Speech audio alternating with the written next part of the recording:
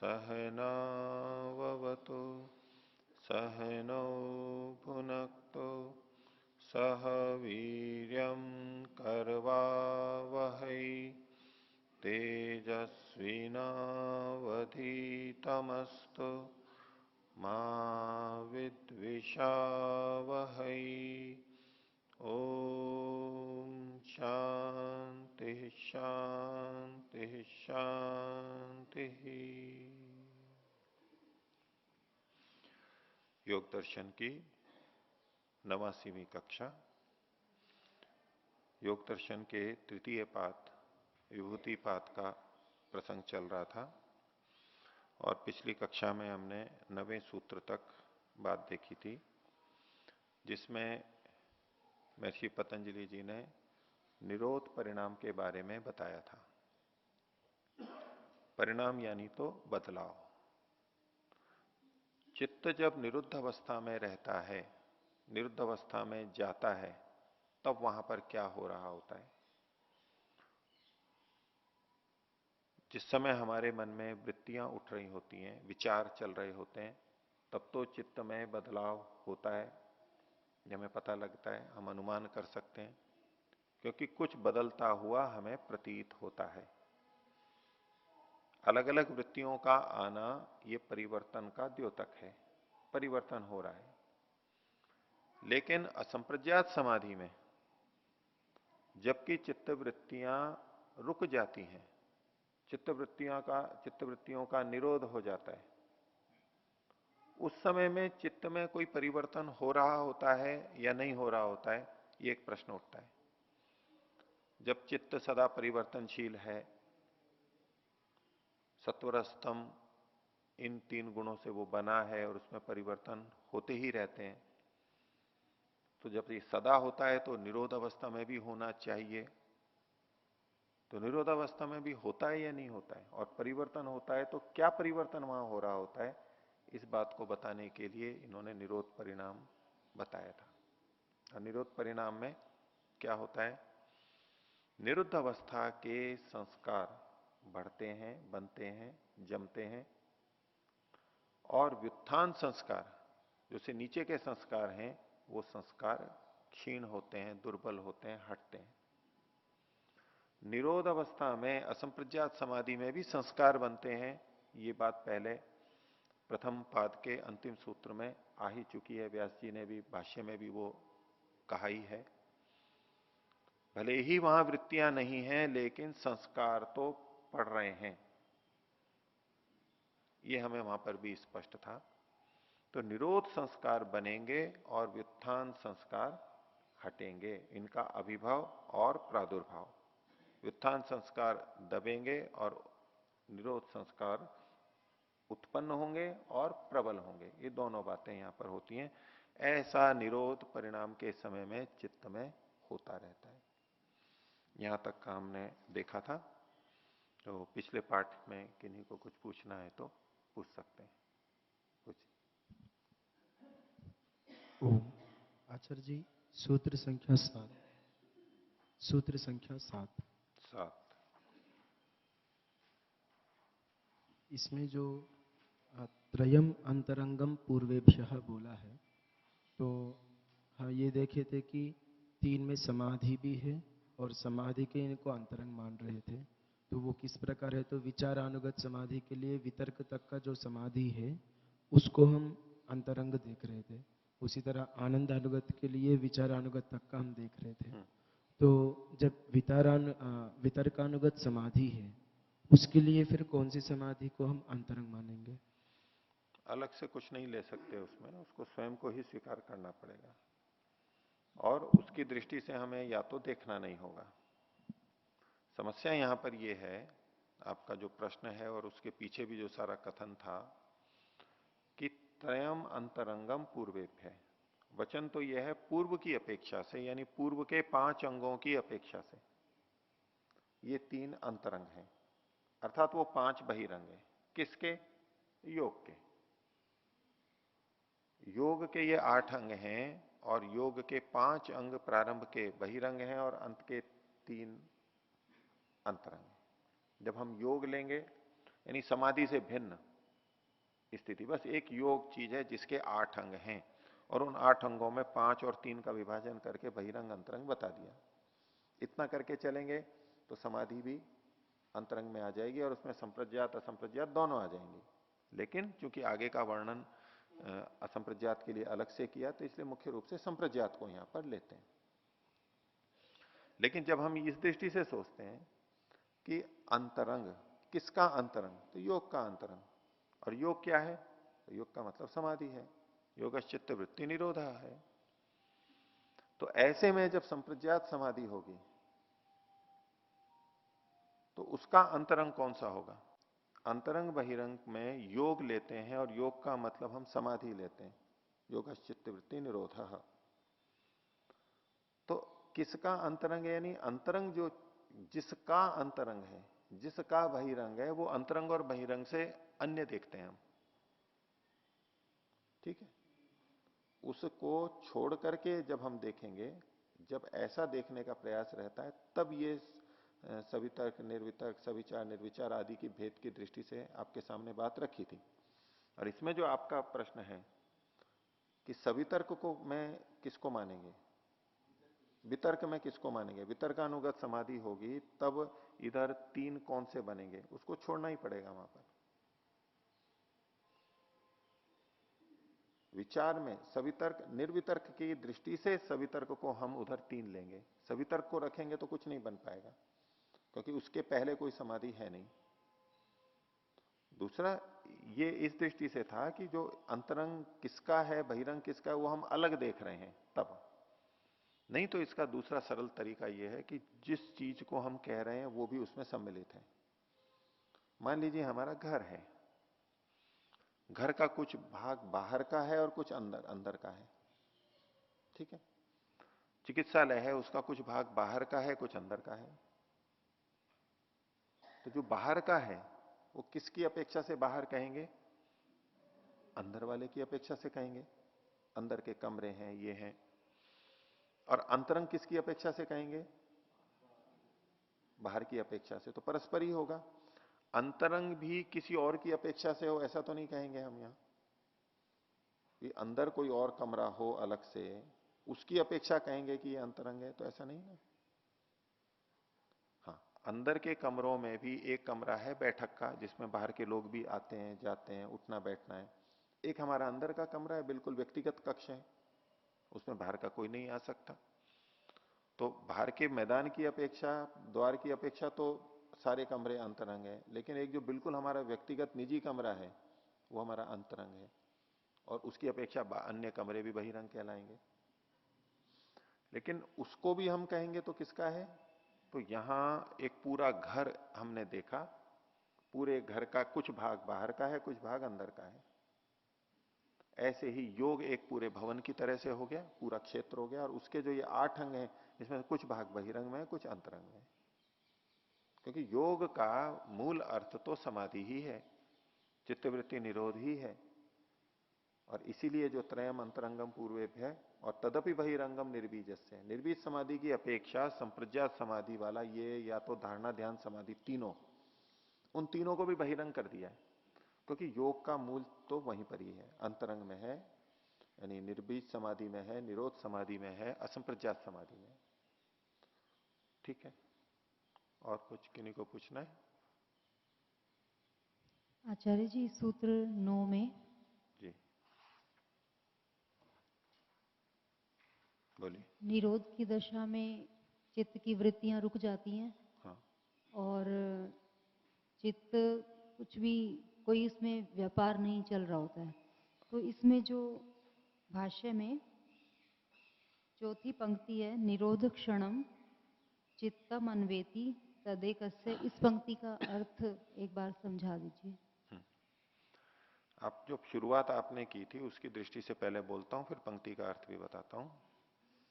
व्यास भाष्य में एकदम स्पष्ट किया गया है कि वृत्तियां तो रुक जाती हैं लेकिन संस्कार नहीं, संस्कार अभी समाप्त नहीं हुए हैं, संस्कारों के स्तर पर ये चल रहा है, वृत्ति के स्तर पर रुक गया है, वहां ये सारा चल रहा है। तो पंक्ति जो आप पूछ रही हैं, निरोध क्षणम चित्तम अन्वेति। चित्तम, चित्त, ये प्रथम विभक्ति एक वचन है, ये अन्वेति क्रिया का करता है। चित्तम अन्वेति, चित्त अन्वित होता है, अनुसरण करता है, उसके अनुरूप रहता है। किसके? निरोध क्षण के। निरोध क्षणम, ये द्वितीय विभक्ति एक वचन लेते हैं। निरोध क्षण को, या हिंदी में बोलते हैं तो का, चित्त निरोध क्षण का अन्वय करता है, अनुसरण करता है। निरोध क्षण मतलब क्षण यानी समय, जिस समय निरुद्ध अवस्था चल रही है उस समय चित्त जैसा है, जैसी निरुद्ध अवस्था है बस उसी का अनुसरण चित्त करता है, अर्थात चित्त में भी वृत्तियां नहीं रहती हैं। निरुद्ध अवस्था में संस्कारों का अभिभव प्रादुर्भाव होता है तो चित्त में वैसा ही होता रहेगा, चित्त उसका अनुसरण करेगा। तो निरोध क्षणम चित्तम अन्वेति, चित्त निरोध क्षण का अन्वय करता है, अनुसरण करता है। ठीक है, वो क्या, आगे उसी को खोला, तद एकस्य चित्तस्य प्रतिक्षणम इदम, एक ही चित्त का, चित्त एक ही है, अलग अलग नहीं है। सामान्य भाषा में हम बोल देते हैं मेरा एक मन तो ये कर रहा है, एक मन ये कर रहा है, जैसे दो मन है, मन तो वही है, वृत्ति के स्तर पर, विचार के स्तर पर हम कह देते हैं एक मन ये, एक मन ये। एक मन मतलब एक मन का विचार, दूसरा मन यानी दूसरे मन, उसी मन का दूसरा विचार। तो चित्त तो एक ही है। तो तद एकस्य चित्तस्य, उसी चित्त का, एक ही चित्त का और उसी चित्त का, प्रतिक्षणम, हर क्षण, इदम संस्कार अन्यथात्वम, संस्कारों का परिवर्तन होना, प्रतिक्षण ये चल रहा है। जिस समय कोई निरोध समाधि में बैठा है, असंप्रज्ञात समाधि में बैठा है, हर क्षण संस्कारों में परिवर्तन हो रहा है, हर क्षण। थोड़ी देर कुछ चला, फिर कुछ चला, तो थोड़ी थोड़ी देर बाद में परिवर्तन हुआ, ऐसा नहीं, हर क्षण परिवर्तन हो रहा है। और ये परिवर्तन मात्र असंप्रज्ञात में ही नहीं, इस हर समय हमारे भी होता रहता है, चाहे हम व्युत्थान दशा में हो, चाहे ध्यान में बैठे हो, चाहे समाधि में बैठे हो। चित्त में हर क्षण ऐसे ही परिवर्तन होता रहता है, क्योंकि हर क्षण हम कुछ ना कुछ जान रहे हैं, हर क्षण कुछ ना कुछ हम विचार कर रहे हैं, ये सब वृत्ति में आएंगे और इनका संस्कार भी पड़ता रहेगा। हर क्षण परिवर्तन हो रहा है उसके अंदर। तो तत् एकस्य चित्तस्य प्रतिक्षणम इदम संस्कार अन्यथात्वम, संस्कार का भिन्न भिन्न होना, भिन्न होनापन, यही निरोध परिणाम है। हो गया? तो आचार्य जी, संस्कारों में जो परिवर्तन हो रहा है निरंतर निरोध की दशा में भी, तो इसका अर्थ ये हुआ कि चित्त तो उस बात को नहीं जान रहा है, जो परिवर्तन हो रहा है उसको चित्त नहीं जान पा रहा है। वृत्ति के रूप में नहीं जान रहा है। चित्त तो वैसे भी जड़ है, तो वो क्या जानेगा, लेकिन हमें संस्कारों का बोध नहीं होता, लेकिन वहां पर परिवर्तन चल रहा है अंदर ही अंदर। आगे आएगा कि चित्त के दो तरह के धर्म हैं, एक परिदृष्ट धर्म और दूसरे कई अपरिदृष्ट धर्म। परिदृष्ट यानी जो हमारे को दिखाई देते हैं, दिखते हैं, ज्ञात होते हैं, वो हमारी वृत्तियां हैं, विचार हैं। और अपरिदृष्ट धर्म जो हमें ज्ञात नहीं होते, उनमें संस्कार को भी गिना हुआ है। तो अब निरोध समाधि लगी हुई है, असंप्रज्ञात समाधि है, चित्त में कोई वृत्ति ही नहीं उठ रही है, चित्त में कोई वृत्ति नहीं उठ रही है, लेकिन फिर भी वहां पर काम हो रहा है, अंदर परिवर्तन हो रहा है, हमें पता नहीं लगेगा, हमें पता नहीं लगेगा, लेकिन वहां परिवर्तन हो रहा है। तो चित्त में जो भी परिवर्तन जो भी होता है तो आत्मा चित्त के माध्यम से जानता है। तो यहाँ पर चित्त क्योंकि निरोध की दशा में है और आत्मा भी फिर कुछ नहीं जान रहा है, और जो ये परिवर्तन हो रहा है फिर इसका ज्ञान कैसे होगा कि ये। उस समय तो नहीं होगा, उस समय नहीं होगा, लेकिन हमें पता लग जाएगा, जो भी असंप्रज्ञात समाधि लगाएगा, कि निरोध संस्कार जब दृढ़ हो गए हैं तो निरोध अवस्था देर तक बनी रहेगी। वो देर तक बना रहना इस बात का सूचक है कि निरोध संस्कार काफी बन गए हैं। नहीं तो क्या होगा, जिसकी प्रारंभ में ही असंप्रज्ञात लग रही है, अभी थोड़ी देर असंप्रज्ञात लगेगी, फिर वो नीचे आ जाएगा, वृत्तियां आ जाएंगी, वृत्ति उठती रहेगी बीच बीच में। जैसे सामान्य व्यक्ति की एकाग्रता थोड़ी बनती है, फिर दूसरा विचार आ जाता है, फिर एकाग्रता बनती है, दूसरा आ जाता है, ऐसे उसको भी होगा। जब ये लंबा चल रहा है तो इससे वो अनुमान करेगा, प्रत्यक्ष नहीं, अनुमान करेगा कि मेरे निरोध संस्कार प्रबल हो गए हैं, व्युत्थान संस्कार क्षीण हो गए हैं। और यदि बार बार ज्यादा परिवर्तन हो रहा है तो अंदाजा आ जाता है कि अभी व्युत्थान संस्कार अधिक है। जो संस्कारों का परिवर्तन हम कह रहे हैं, अभी संस्कार बदल रहे हैं, तो पहले कौन से संस्कार थे, अब कौन से, तो किस तरह के संस्कार बदल रहे हैं, कौन से आ रहे हैं, कौन से जा रहे हैं? व्युत्थान संस्कार हट करके निरोध संस्कार आ रहे हैं। निरोध का मतलब तो हो गया जिसमें कोई वृत्ति नहीं हो, उसका भी एक संस्कार पड़ रहा है। कोई भी वृत्ति नहीं है, कोई विषय नहीं बनाया हुआ है चित्त के द्वारा, संसार का नाम रूप कुछ नहीं है, ये निरोध परिणाम, और इसी के संस्कार वहां पर पड़ेंगे। और व्युत्थान के अंदर बाकी चीजें आ गई, संसार की वस्तुओं के नाम रूप का स्मरण हो जाना, विचार आ जाना, भूत भविष्य के आ जाना, ये व्युत्थान दशा है, वो संस्कार क्षीण हो जाएंगे। तो इसका अर्थ ये हुआ कि व्युत्थान दशा के संस्कारों की जगह निरोध दशा के संस्कार बन रहे हैं। तो ये तो एक ही बात हुई कि एक ही बार परिवर्तन हुआ, तो बार बार कैसे, क्योंकि चित्त निरुद्ध अवस्था में है। एक बार नहीं, उसकी मात्रा में अंतर आएगा।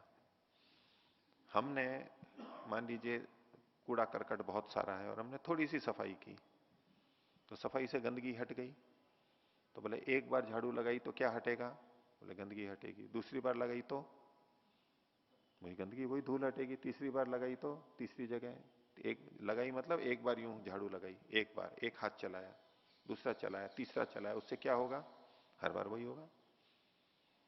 तो व्युत्थान संस्कार बहुत सारे हैं, उनमें से कुछ हटेंगे, कुछ हटेंगे, कुछ हटेंगे। इधर निरोध संस्कार प्रबल होता जाएगा, उसकी मात्रा बढ़ती चली जाएगी, वो क्षीण होते चले जाएंगे।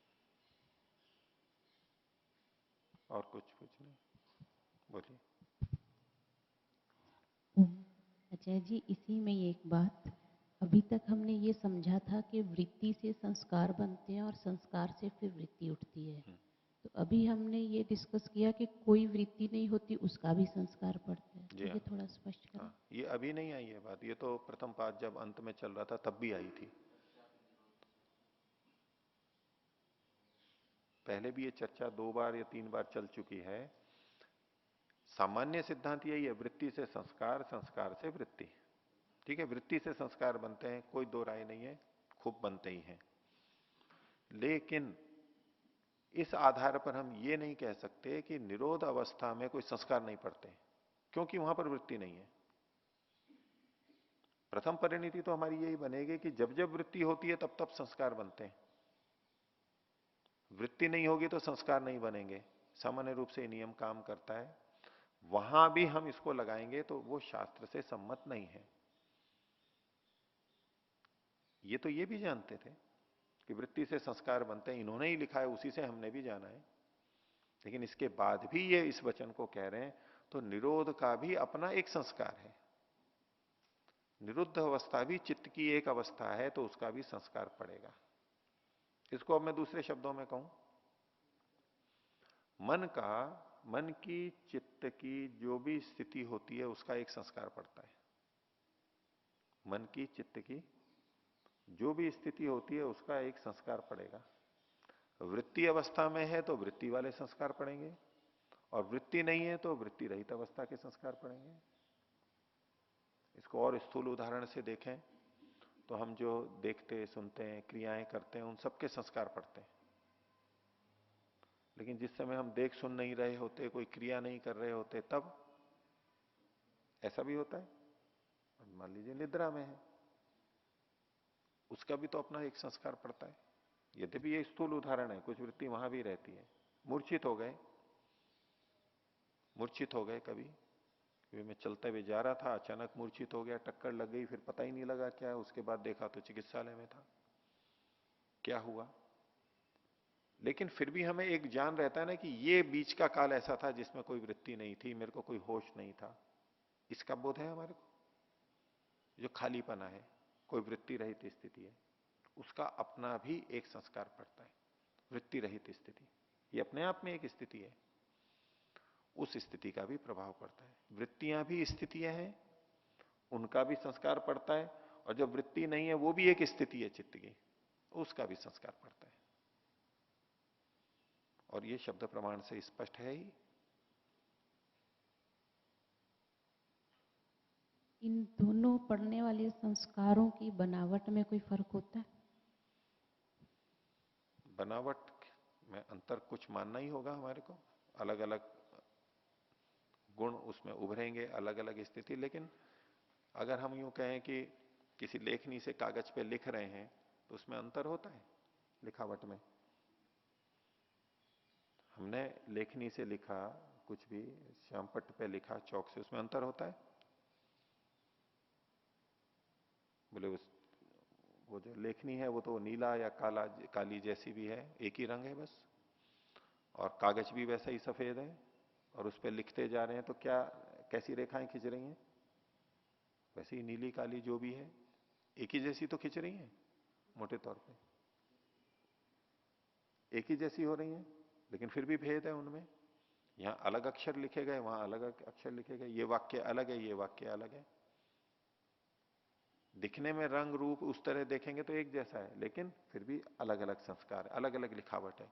ऐसे ही संस्कार भी सीडी में, डीवीडी में, कैसेट में जो भरा जाता है वो कैसे भरा जाता है? एक जैसा होता है या अलग अलग होता है? एक दृष्टि से देखेंगे तो एक ही जैसा होता है, वही छाप पड़ रही है, एक ही प्रक्रिया चल रही है, लेकिन जैसे शब्द बोले जा रहे हैं उसके अनुसार वहां भिन्नता है। तो वो भिन्नता है, तो ऐसा ही संस्कारों के ऊपर चित्त पे जो संस्कार पड़ रहे हैं, चाहे व्युत्थान के हैं चाहे निरोध के हैं, और व्युत्थान के भी जितने अलग अलग हैं, प्रक्रिया वही है छाप पड़ने की। संस्कार एक दृष्टि से बिल्कुल एक ही जैसे हैं, उसी ढंग से चल रहे हैं, लेकिन उनकी गुणवत्ता, आकार प्रकार की भिन्नता तो माननी होगी, अलग अलग होंगे। मेरा इस दृष्टि से पूछने का था कि क्या ऐसा संभव है कि व्युत्थान संस्कारों को हम कन्वर्ट कर दें निरोध संस्कारों में? निरोध संस्कार में? हाँ। या वो अलग से बनेंगे? अलग से बनेंगे, अलग से। वो अलग से बनेंगे, यही यहां पर बताया जा रहा है, अलग से बनेंगे। आप दूसरी दृष्टि से कहें तो बदलना कह सकते हैं। मैं बीड़ी पीता हूं, मैं शराब पीता हूं, उसका मेरे पे संस्कार पड़ा हुआ है। अब उसकी जगह पे बीड़ी न पीने, शराब न पीने के संस्कार भी मैंने डाल लिए, तो हम कह सकते हैं कि भाई इसके संस्कार बदल गए अब। ठीक है, इसको हम बदलना भी कह सकते हैं। इस दृष्टि से अगर कहेंगे तो वहां भी आप कह सकते हैं कि व्युत्थान संस्कार के निरोध संस्कार आ गए, चोरी के संस्कार हट करके परोपकार के आ गए, या चोरी का हट गया, परिवर्तित हो गया, उस दृष्टि से कह सकते हैं। लेकिन ये जो चोरी न करने का संस्कार पड़ा, बीड़ी सिगरेट और शराब न पीने का नया संस्कार, जो संस्कार पड़ा है वो नया है। पीछे के जो संस्कार थे वो थे, अब हमने नया संस्कार उसके ऊपर लिया, ये किया, ये किया, ये किया, हम नए नए संस्कार डाल रहे हैं। नई वृत्ति नया संस्कार, नई वृत्ति नया संस्कार। अब वो अंदर उसको प्रभावित करेगा, पिछले संस्कार को। पिछली वृत्तियों से जो संस्कार बने थे वो अपनी जगह हैं, और नई वृत्तियों से जो संस्कार बने वो अपनी जगह पे हैं। अब ये उसको प्रभावित करेंगे, बलवान होते जाएंगे, या कोई भी बलवान होगा वो दूसरे को प्रभावित करेगा, दबा देगा। तो अंदर की दृष्टि से तो ये नए नए संस्कार ही हैं, परिवर्तित नहीं हुए। और स्थूल रूप से हम कहें तो पिछले संस्कार अब बदल गए इसके। पहले क्रोधी था, अब क्रोधी नहीं रहा, विचार बदल गए। पहले आस्तिक आस्तिक था, अब नास्तिक बन गया, या नास्तिक था तो आस्तिक बन गया। नहीं, इसके विचार बदल गए, इसकी वृत्ति बदल गई, हम उसको बदलने के रूप में कहते हैं, क्योंकि दिखाई ऐसा देता है। बाकी ये नए नए संस्कार स्वतंत्र बनेंगे। ठीक है, तो आगे का पाठ देखते हैं। 10वां सूत्र,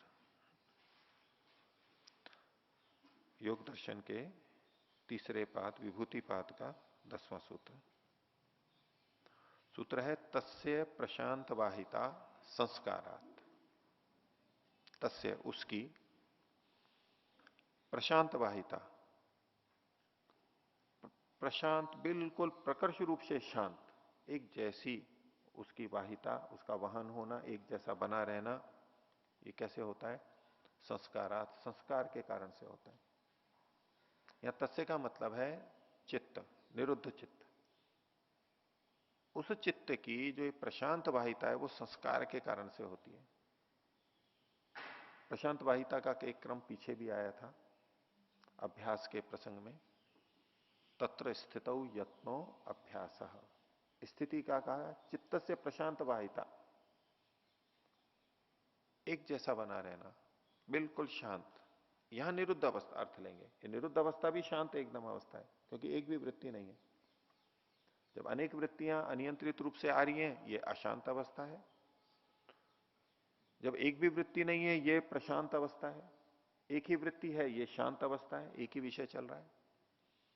तो चित्त की ये जो प्रशांत वाहिता है, एक जैसा चलना है, निरुद्ध अवस्था है, ये किस कैसे होती है? संस्कारात, संस्कार से होती है। अर्थात हमारा मन यदि किसी एक विषय में लग रहा है, चाहे ध्यान साधना के अंदर जिसमें भी एक जैसा लगा रहे, उसमें कारण संस्कार बनते हैं।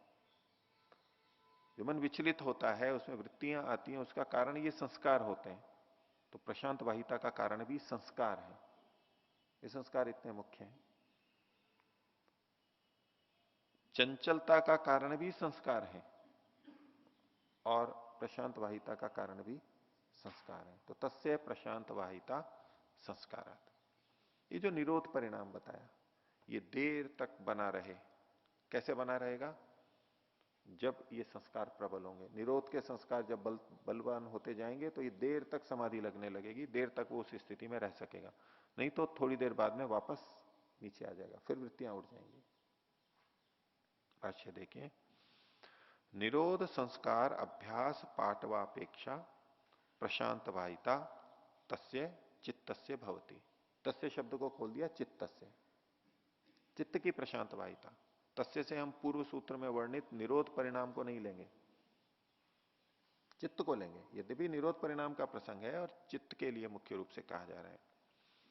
कैसे है इसकी प्रशांत वाहिता? निरोध संस्कार अभ्यास पाटवापेक्षा, ये प्रशांत वाहिता का विशेषण है। निरोध संस्कार, ये हम सब समझते ही हैं, कोई वृत्ति नहीं है, उस निरोध संस्कार के अभ्यास की अपेक्षा रखती है। बार बार निरोध संस्कार, बार बार निरोध संस्कार, निरोध स्थिति को बनाना होता है। ये अभ्यास एक दिन, 2 दिन, महीना, 2 महीना, साल, 10 साल, वो लगातार बार बार किया जाता है, तो ये प्रशांत वाहिता आती है।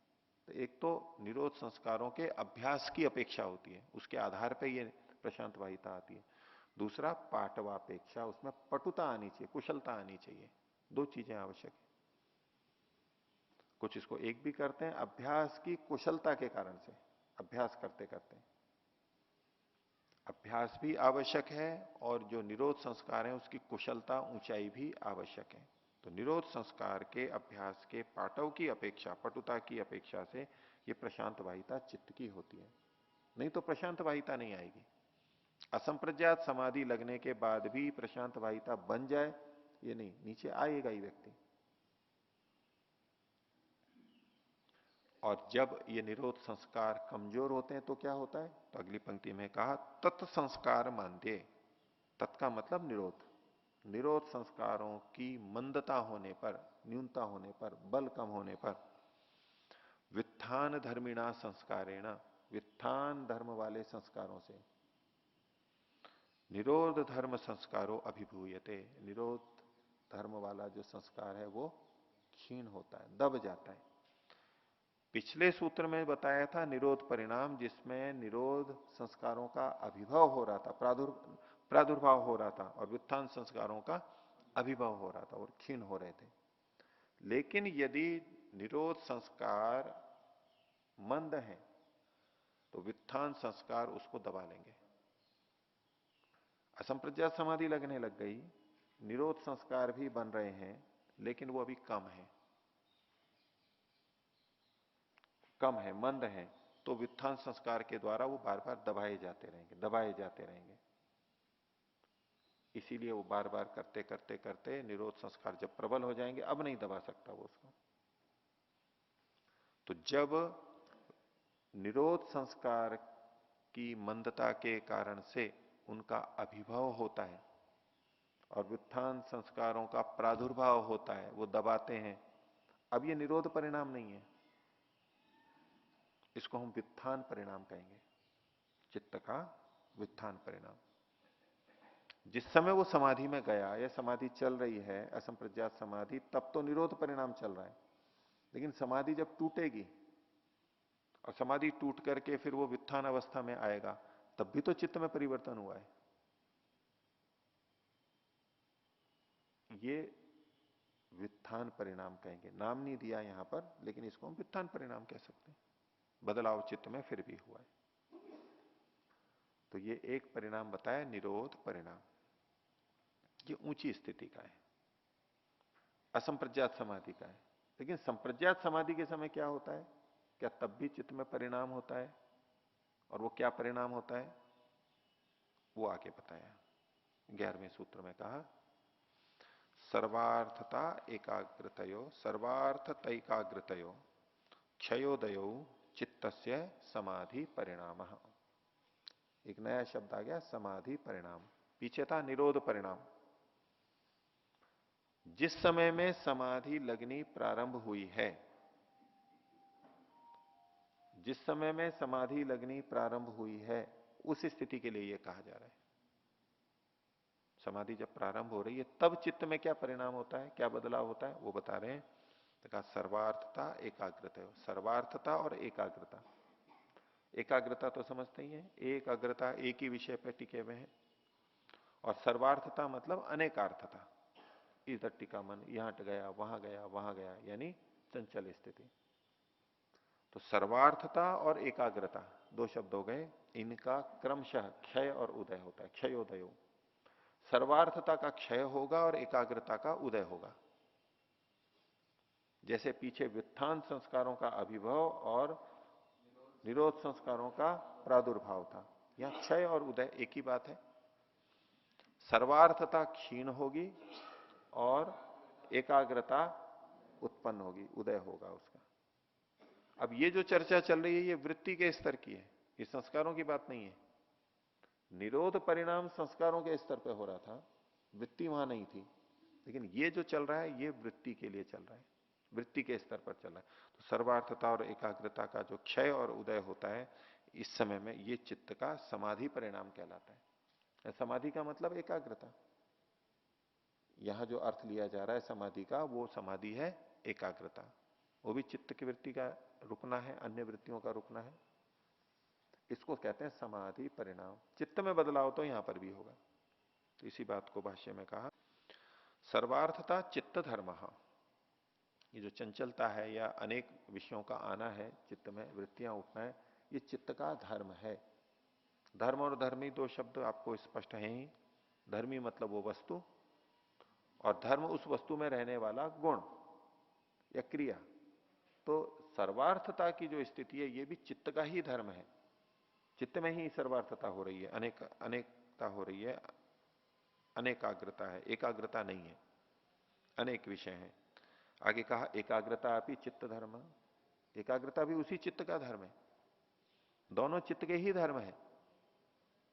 सामान्य रूप से यूं बोला जाता है कि चित्त तो बड़ा चंचल है, ये तो चंचलता तो इसका धर्म ही है। ठीक है, चंचलता उसका धर्म है, लेकिन जो लोग ये बोलते हैं कि चित्त तो चंचल है, ये तो उसका स्वभाव है, उसके पीछे तात्पर्य क्या रहता है, अर्थापत्ति क्या निकलती है? किसको तो हम ठीक नहीं कर सकते, ये तो स्वभाव है, ऐसा ही है, ये तो ऐसा ही चलेगा, यानी इसमें सुधार की गुंजाइश नहीं है, ये उसके पीछे का भाव होता है। कोई कहे कि भाई आप मन को एकाग्र क्यों नहीं करते, बोले जी चित्त तो चंचल ही है। अब वो अपने पुरुषार्थ से हो रहा है कि मैं पुरुषार्थ नहीं कर रहा हूं तो कोई दोष नहीं है, और मैं पुरुषार्थ करूंगा भी तो ये तो चंचल ही है, तो ठीक होने वाला नहीं है। अपने को बचाता है व्यक्ति, ये तो ऐसा ही है, ये तो ऐसा ही होना है। लेकिन इसको स्पष्टता से कहा सर्वार्थता चित्त का धर्म है, तो एकाग्रता भी चित्त का धर्म है। उसमें भी ये चीज आ सकती है, एकाग्रता भी आ सकती है चित्त में। आगे सर्वार्थताया क्षय तिरोभाव इत्यर्थ। सर्वार्थता का क्षय होना यानी तिरोभाव, अब छुप गए, सर्वार्थता छुप गई है। जब हम एकाग्र हो जाते हैं तो सर्वार्थता चंचलता जैसे कि विलीन हो जाती है। कहां गई?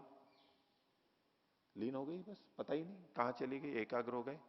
और जब एकाग्रता छोड़ के चंचलता में आ जाते हैं, बोले एकाग्रता कहां गई, बोले चली गई, लुप्त हो गई, विलीन हो गई। तो ऐसी सर्वार्थता का क्षय अर्थात तिरोभाव। तो सर्वार्थता का क्षय होता है यानी तिरोभाव होता है। तिरोभावा इत्यर्थ, शब्द को खोला है। और एकाग्रताया उदय आविर्भाव इत्यर्थ, उदय का मतलब आविर्भाव होना, वो उत्पन्न हो जाते हैं। आगे तयोर धर्मित्वेन अनुगतम चित्तम, चित्त इन दोनों में धर्मी के रूप में अनुगत है। सर्वार्थता और एकाग्रता चित्त के धर्म है, ये स्पष्ट कहा। और चित्त का इनसे क्या संबंध है? वो धर्मी के रूप में अन्वित है। इसको एक स्थूल उदाहरण से हम देख लें कि मान लीजिए गाड़ी का पहिया चल रहा है, तो पहिया चल रहा है, घूमना एक क्रिया हो रही है और पहिया रुकता भी है। तो पहिए का चलना और रुकना, चलना और रुकना ये दो क्रियाएं हो गई। रुकने को भी एक क्रिया मान करके बोल रहा हूं। कौन सी वृत्ति? विकल्प वृत्ति के रूप में। इन दोनों धर्मों में कौन अन्वित है? यानी ये दोनों धर्म, यानी ये जो क्रियाएं हो रही हैं, चलना और रुकना, रुका हुआ होना, ये इन दोनों स्थितियों में कौन वहां पर है? बोले पहिया है। चलते समय भी पहिया था और जब क्रिया नहीं हो रही है तब भी पहिया है वहां पर। तो ऐसे में ये पहिया धर्मी के रूप में इन दोनों क्रियाओं में अन्वित है, वहां भी है और यहां भी है। बस इसी तरह से चित्त के लिए कहा गया कि सर्वार्थता चित्त का धर्म है, एकाग्रता भी चित्त का धर्म है, और इन दोनों में चित्त धर्मी के रूप में अन्वित है, धर्मी के रूप में अन्वित है, आत्मा नहीं, चित्त। धर्मी इसका चित्त है। धर्मित्वेन अनुगतम चित्तम, तो तदिदम वह यह जो अभी बताया, चित्तम अपायोपजनयो हो स्वात्मभूतयो धर्मयो अनुगतम समाधीयते। वह यह चित्त अपाय और उपजन वाले, अपाय का मतलब हटना, क्षीण होना, उपजन यानी उत्पन्न होना, उदय होना, स्वात्मभूतयो धर्मयो, अपने आत्मभूत अपने स्वयं के स्वरूप वाले जो ये दो धर्म है। सर्वार्थता चित्त का अपना धर्म है, स्वात्मभूत है, उसी में रहता है। एकाग्रता भी चित्त का धर्म है, स्वात्मभूत है, अपना ही रूप है वो। इन दोनों में जो अनुगत चित्त होता है वो समाधीयते, समाधान को प्राप्त होता है, एकाग्रता को प्राप्त होता है। सचित्त से समाधि परिणाम, ये चित्त का समाधि परिणाम है। निरोध परिणाम भी चित्त का ही था। निरोध परिणाम जो बदलाव आया वो किस में आया? चित्त में। भूमिका भी यही थी कि चित्त में उस समय क्या बदलाव होता है, तो निरोध परिणाम चित्त का है, इसी तरह समाधि परिणाम भी चित्त का ही है। निरोध परिणाम संस्कारों के स्तर पर है, समाधि परिणाम वृत्ति के स्तर पर। और ये समाधि परिणाम वह तब है जब सर्वार्थता हटके एकाग्रता आ रही है। अभी प्रारंभ की बात है, समाधि लगनी प्रारंभ हुई है, लेकिन जब समाधि लग गई, एकाग्रता ही चल रही है, उस समय चित्त में परिणाम होता है या नहीं होता है? तो उसमें भी परिणाम होता है, उसमें भी बदलाव होता है। उसको अगले सूत्र में बताया, 12वां सूत्र। ततः पुनः शांतोदित तुल्य प्रत्यय चित्तस्य एकाग्रता परिणाम। एकाग्रता परिणाम ये नाम दिया गया। निरोध परिणाम, समाधि परिणाम और एकाग्रता परिणाम। तो ततः पुनः उसके बाद फिर शांतोदित तुल्य प्रत्यय, प्रत्यय यानी ज्ञान यानी वृत्ति एकाग्रता वाली, और वो तुल्य है, समान है, तुल्य प्रत्यय है। वो कैसे? शांत और उदित, शांत और उदित हो रहे हैं। एकाग्रता है, एकाग्रता में भी वृत्ति शांत और उदित होती रहती है, शांत और उदित होती रहती है। हमारे मन में हम ये विचार कर लें कि एक वृत्ति थी, फिर दूसरी वृत्ति आई, तो पहली वृत्ति चली गई और दूसरी आई, यहां तो बदलाव दिखाई देता है हमें। लेकिन जब एक ही विषय पे हम टिके हुए हैं, एकाग्रता है, तब तो एक ही जैसा है, तब तो कोई बदलाव नहीं हो रहा है। तो कह रहे नहीं, उस समय भी बदलाव होता है। इस समय जो वृत्ति है वो बस केवल इसी समय है, अगले क्षण में नहीं है। अगले क्षण में नई वृत्ति पैदा होगी, लेकिन वैसी की वैसी होगी। हम किसी एक वस्तु को देख रहे हैं, एक वृक्ष को देख रहे हैं, एक व्यक्ति को देख रहे हैं, तो हमने उसको 10 सेकंड देखा, 1 मिनट देखा, उस 10 सेकंड 1 मिनट के काल में हर क्षण नया नया ज्ञान वहां पर हमें हो रहा है। हर क्षण नया नया देख रहे हैं। नए से मतलब वस्तु वही है, ज्ञान के रूप में वही आएगा, लेकिन वृत्ति नई नई बन रही है। एक लेखनी को, एक उंगली को देख रहे हैं, अब उसको देखते हुए इस समय एक एक वृत्ति बनी, अगले क्षण फिर बनी, तीसरी बार बनी, लगातार बन रही है। और बीच में कुछ आ गया तो वृत्ति समाप्त, हटा लिया तो समाप्त। हर क्षण नई वृत्ति बन रही है, लेकिन है समान, इसलिए कहा तुल्य प्रत्यय। तो पिछला प्रत्यय का क्या हुआ, पिछली वृत्ति का क्या हुआ, तो वो शांत हो गई, और अगली वृत्ति उदित हो गई। और फिर अगले क्षण में जो पिछली वाली थी, दूसरी थी जो उदित हुई थी, वो शांत हो गई और तीसरी हो गई। फिर अगले क्षण में चौथी आ गई और तीसरी समाप्त हो गई। जिस वस्तु विषय के बारे में हम सोच रहे हैं, वृत्ति कर रहे हैं, वो एक ही है, इसलिए हम कह देते हैं कि वो एकाग्र है, एक ही पर टिका हुआ है। लेकिन वृत्ति तो उसी वस्तु के बारे में नई नई हो रही है, बार बार हो रही है। ईश्वर का ध्यान करते हैं, उस समय हम एकाग्रता में चले गए हैं। ईश्वर के किसी भी एक गुण को हम सोच रहे हैं, उसको हर क्षण जब हम सोच रहे हैं, वो नई नई वृत्ति है, हर क्षण नई नई वृत्ति उत्पन्न हो रही है, लेकिन है समान, एक जैसी है। तो जिस समय में हम एकाग्र होते हैं, उस समय भी पिछली वृत्ति का क्षय और नई वृत्ति का उदय होता रहता है। अर्थात क्षय और उदय वहां भी चल रहा है, अर्थात चित्त में परिणाम वहां भी हो रहा है। तो जब समाधि लग गई और उस समय जो स्थिति चल रही है एकाग्रता की, उस समय भी चित्त परिणमित हो रहा है, चलम च गुणवृत्तम वहां भी विद्यमान है, एक ही जैसा है। देखा तथा पुनः शांतोदित तुल्य प्रत्यय चित्त से एकाग्रता परिणाम है, इसको एकाग्रता परिणाम नाम दिया गया।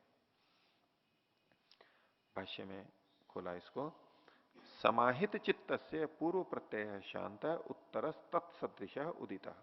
समाहित चित्त का, समाधि लग गई है उसके लिए बात कर रहे हैं। तो पहला वाला प्रत्यय समाप्त हुआ,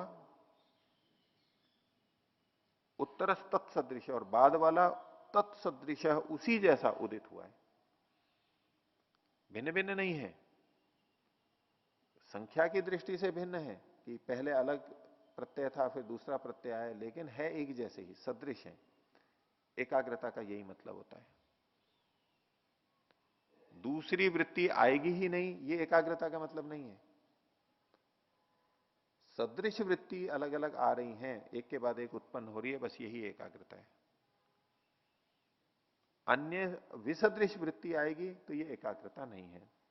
तो शांत उत्तर तत्सदृश उदित समाधि चित्तम उभयो अनुगतम, समाधि में स्थित जो चित्त है वो उभयो अनुगतम, दोनों में अनुगत है। पहला जो था उसमें भी तो वही चित्त था, दूसरे में भी वही था। जैसे सर्वार्थता और एकाग्रता में वही एक चित्त था, ऐसे ही यहां पर भी वही एक चित्त है। पुनस्तथैव, और फिर वैसे ही होता रहता है। कब तक होता है? असमाधि भ्रेषात, समाधि के समाप्त होने तक ऐसा ही होता रहता है। जब तक समाधि भंग नहीं होगी, एकाग्रता रहेगी, यही स्थिति बनी रहेगी। तो ये तीसरा परिणाम बताया, स खलु अयम धर्मिणश् चित्त से एकाग्रता परिणाम है। ये एकाग्रता परिणाम भी उस धर्मी चित्त का ही है। तीनों परिणाम धर्मी के हो गए। अब इन तीनों परिणामों को एक बार समग्र रूप से देखेंगे। पहला अंतर, निरोध परिणाम संस्कारों के विषय में है और समाधि परिणाम, एकाग्रता परिणाम ये वृत्ति के स्तर पर है। निरोध परिणाम असंप्रज्ञात समाधि की स्थिति में बताया जा रहा है और समाधि परिणाम और एकाग्रता परिणाम संप्रज्ञात समाधि की दृष्टि से बताया जा रहा है। इनमें यदि निचली ऊंचली स्थिति को हम देखें, पहले क्या था फिर क्या था, फिर अच्छी स्थिति की दृष्टि से, तो इन तीनों में सबसे निचली स्थिति है समाधि परिणाम,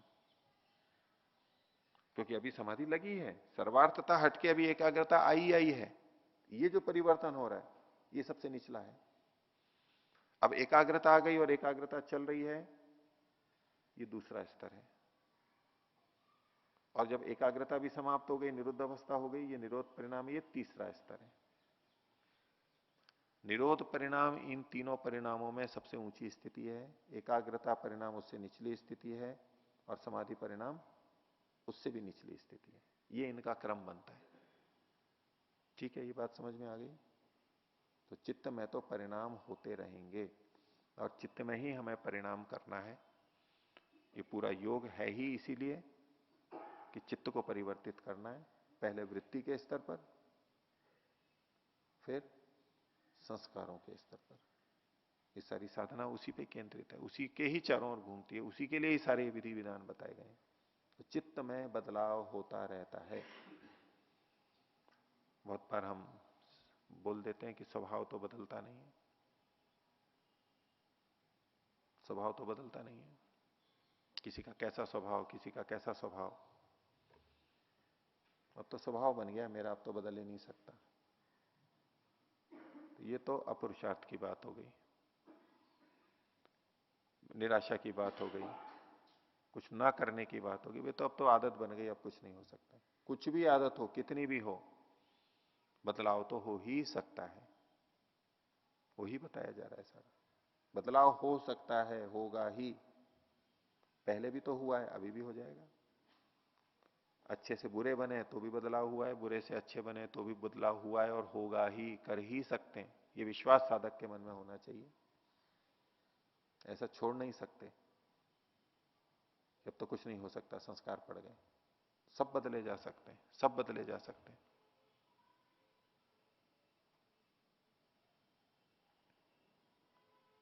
आगे चलते हैं। तो ये जो परिणाम बताए चित्त के, तो क्या ऐसे चित्त में ही परिणाम होते हैं, औरों में भी परिणाम होते हैं? चित्त भी एक द्रव्य है, वस्तु है, कार्य द्रव्य है, प्रकृति से बना है। बाकी सब में भी होते हैं? तो बोले हाँ, सब में होते हैं। उसके लिए 13वां सूत्र देखिए। उन्होंने कहा एतेना भूतेन्द्रियेषु धर्म लक्षणावस्था परिणामा व्याख्याता। एतेना, इसके द्वारा, इस शैली से, जो चीज अभी बताई गई, ये जो परिणाम बताए, इसके द्वारा ही भूतेन्द्रियेषु, भूतों में और इंद्रियों में। भूत का मतलब है पंच महाभूत, पृथ्वी, जल, अग्नि, वायु, आकाश, इन भूतों में। और इंद्रियेषु, इंद्रियों में। तो चित्त को छोड़ के जो इंद्रियां हैं, ज्ञानेन्द्रियां, कर्मेंद्रियां भी ले लीजिए, उनमें भी परिणाम होता रहता है, बदलाव होता रहता है। उनका परिणाम भी ऐसे ही समझ लेना चाहिए। एतेन भूतेन्द्रियेषु, भूतों और इंद्रियों में तीन तरह के परिणाम बताएंगे अब आगे। अभी तक जो तीन परिणाम बताए थे वो तो एक चित्त की दृष्टि से थे।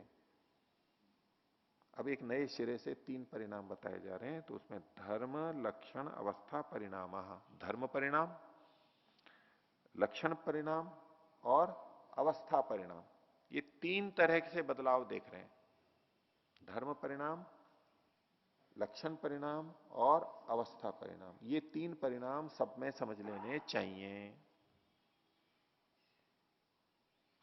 चित्त में जो अभी हमने परिणाम देखे थे, निरोध परिणाम, समाधि परिणाम, एकाग्रता परिणाम, ये तीनों के तीनों धर्म परिणाम है।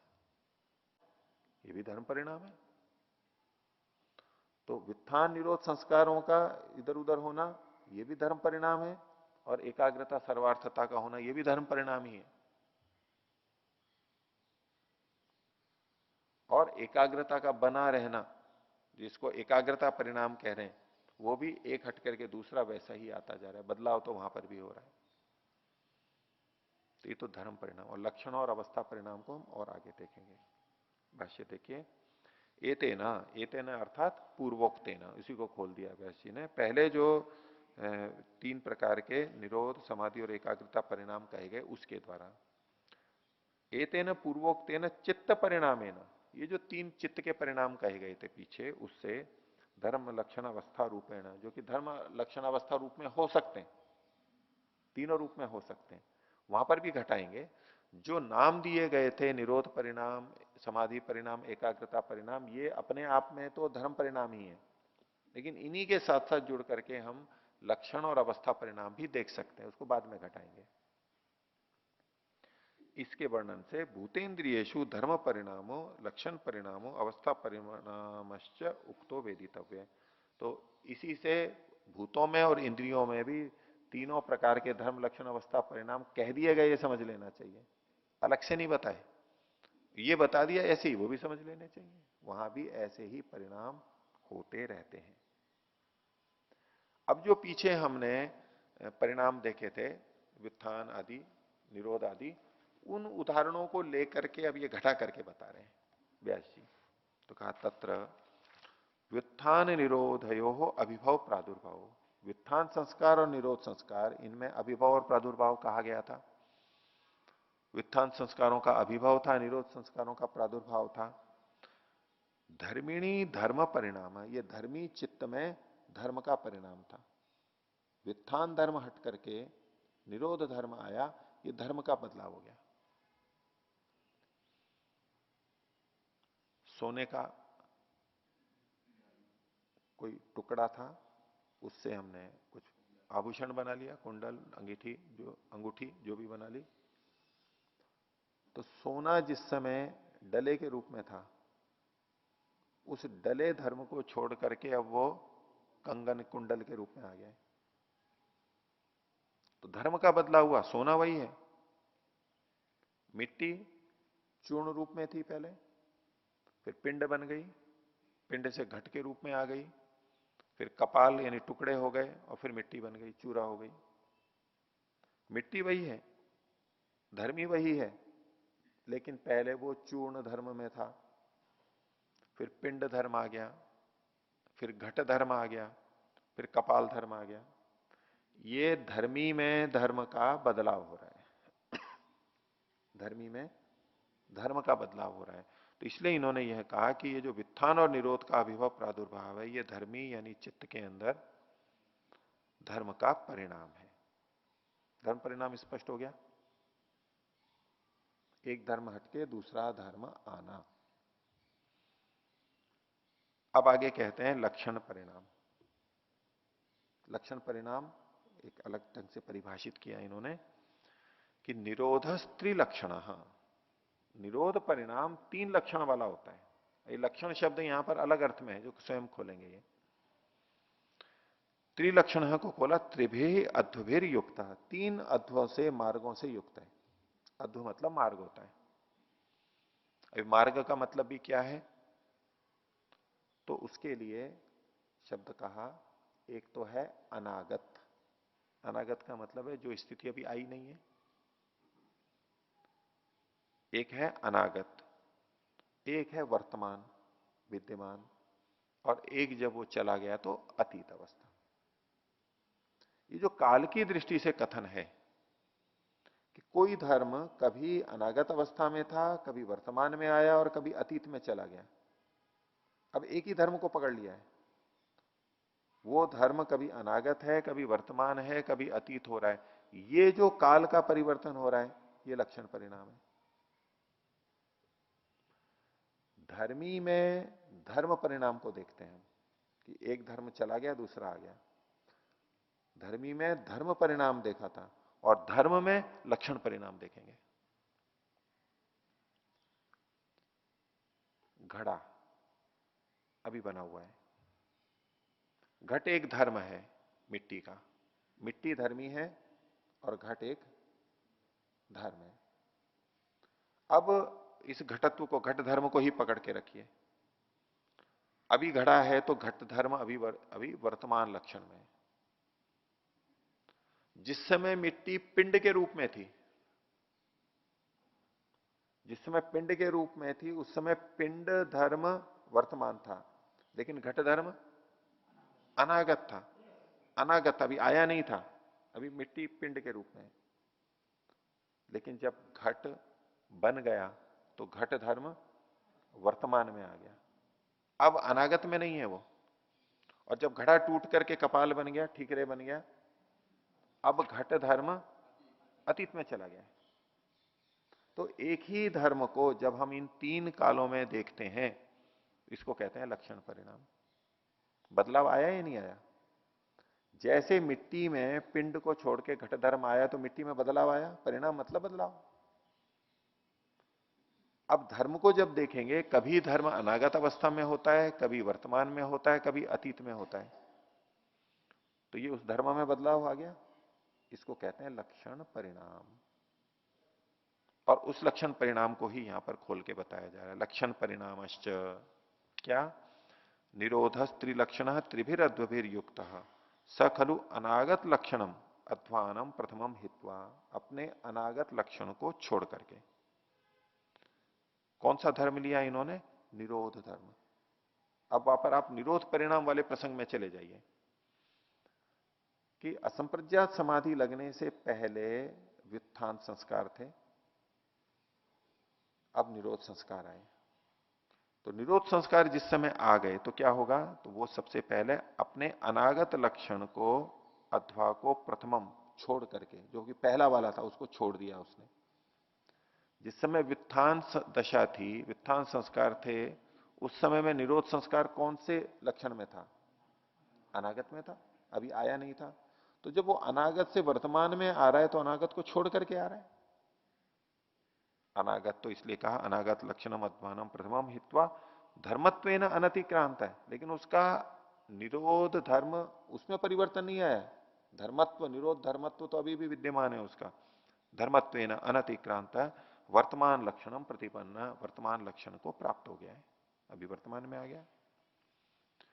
यत्र अस्य स्वरूपेण अभिव्यक्ति, जहां उसकी अपने स्वरूप की अभिव्यक्ति होती है। जब अनागत में था तो स्वरूप अभिव्यक्त नहीं था, जब वर्तमान में आ गया तो स्वरूप अभिव्यक्त हो गया। स्वरूपेण अभिव्यक्ति एशो अस्य द्वितीयो अध्वा, ये इसका दूसरा अध्वा है, ये लक्षण परिणाम का दूसरा हो गया। न च अतीत अनागताभ्याम लक्षणाभ्याम भी युक्त है, लेकिन जिस समय वर्तमान लक्षण में है तो अनागत से रहित है और अतीत से रहित है ऐसा नहीं, वर्तमान केवल उसका प्रकट हो गया है। अतीत और अनागत से बिल्कुल रहित नहीं है, वर्तमान केवल प्रकट। तो आज का पाठ इतना ही रखते हैं और आगे देखेंगे। प्रणव। ओ